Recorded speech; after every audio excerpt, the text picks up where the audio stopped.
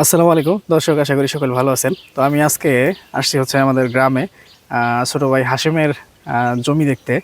এটা হচ্ছে এখানে ভুট্টা লাগাইছে। আমাদের গ্রামে ভুট্টা খুব একটা চাষ হয় না, আর এগুলো যে জমি, এই সমস্ত জমিতে অন্যান্য ফসল যে পরিমাণে হয় তার থেকে ভুট্টার ফলন মাশাআল্লাহ অনেক ভালো। আমি কয়েকটা মোসা দেখাই দিই, তারপরে হাশিমের সাথে একটু কথা বলবো। তো ওরে আমি 2 কেজি বীজ পাঠাইছিলাম ওর জন্য, সেটার মধ্যে থেকে এই জমিতে লাগাইছে কিছু, আর ওর বাড়ির পিছনে আরও কিছু জমি আছে, 2টা, ওইখানে লাগাইছে। এই যে একটা করেই হয়েছে, কোনো কোনো গাছে হঠাৎ হঠাৎ 2টা, যেগুলো গাছে একটু আলো বাতাস বেশি পায়। আবার এই যে পোলাপান চুরি করে নিয়ে যায়, গ্রামের চুর পোলাপান। তো এই হচ্ছে অবস্থা। তো হাশেম, ভুট্টা তো মোট 2 কেজি লাগাইছো, তাই না? হ্যাঁ 2 কেজি লাগাইছি। 2 কেজি থেকে কিছু বেশি হয়েছিল, পরে আবার গড়া দিছি। গড়া দিছো? গড়া কি পরে দিয়ে দিছিলা নাকি? পরে দিছি, ওগুলো এখন কাটা গরু খাওয়াইতেছি, ওগুলো তো আর ফলন হবে না। ফলন হবে না, মানে গাছ যাতে হয় এই জন্য দিয়েছিলাম আর কি। তোমার হচ্ছে যেটা লাগাইতে দেরি হয় ওগুলো শুধু চিকন চিকন হয়ে যায়, কিছু থাকে, ওগুলো আর ফলবান হয়। এখন কাটা গরু খাওয়াইতেছি। তাই যে ভুট্টার যে এরকম ফলন হয়েছে, এটা দেখে তোমার কি মনে হইতেছে, কেমন হবে? আলহামদুলিল্লাহ ভালো হয়েছে। খুশি তুমি? হ্যাঁ খুশি। আশেপাশে আরো কি কেউ লাগাইছে? না, এই তারিখে লাগা নাই, অন্য তারিখে লাগাইছিল। তো অন্যান্য মানুষ যে লাগায় সেগুলো থেকে কি ফলন এটা খারাপ হয়েছে? না, ফলন ভালো এটা। মানুষ দেখে কি বলে?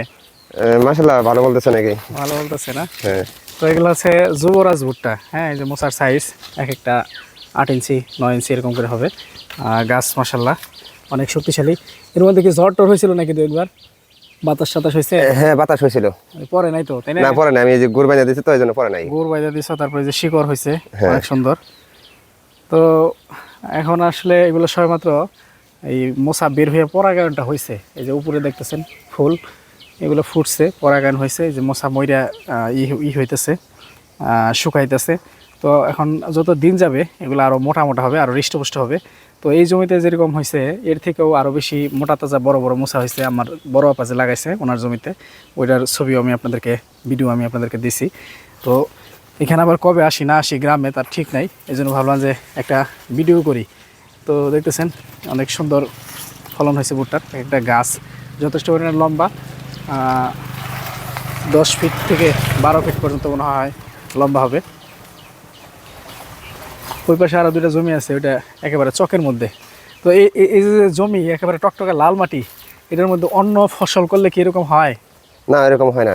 এরকম মানে শশা করছিলাম, শশা একবার আমি একবার মার খেয়েছি, প্রথম অবস্থায় 2বার ভালো হয়েছিল, তারপরে আর হয় নাই। মানে একটু কম উর্বর বা ভালো জমি না এমন থাকলেও ভুট্টার ফলন যথেষ্ট ভালো হয়, তাই না? হ্যাঁ, ভুট্টা এটা আমিও দেখছি যে যে সমস্ত জমিতে ধান টান ভালো হয় না বা অন্য ফসল ভালো হয় না, ওগুলাতে একটু সার মাইরা দিলেই ভুট্টার ফলন যথেষ্ট ভালো হয়। প্রথম পাশে একটা ওটা মোটামুটি ভালো হয়েছে, 2টা তো এই পাশে একটা ভালো হয়েছে, আর একটা একটু নিচে জমি তো একটু কম হয়েছে। আমি গেছিলাম একদিন, দেখলাম যে খাটো খাটো ওইগুলো একটু এর থেকে। ঠিক আছে, ভালো থাকো তাহলে, আল্লাহ হাফেজ।